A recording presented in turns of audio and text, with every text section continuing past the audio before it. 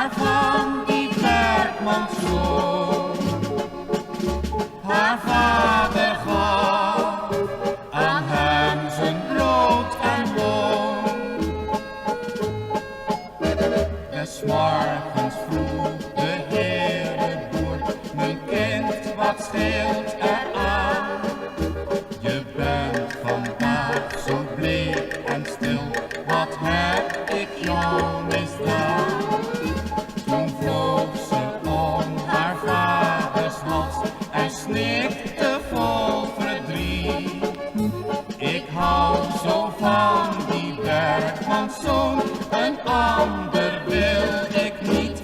Ze hield alleen maar van die werkmanszoon. Haar vader gaf aan hem zijn brood en loon. Ze hield alleen maar van die werkmanszoon. Haar vader gaf aan hem zijn brood en loon. Toen sprak de rijke herenboer, mijn lieve kind, hou moed.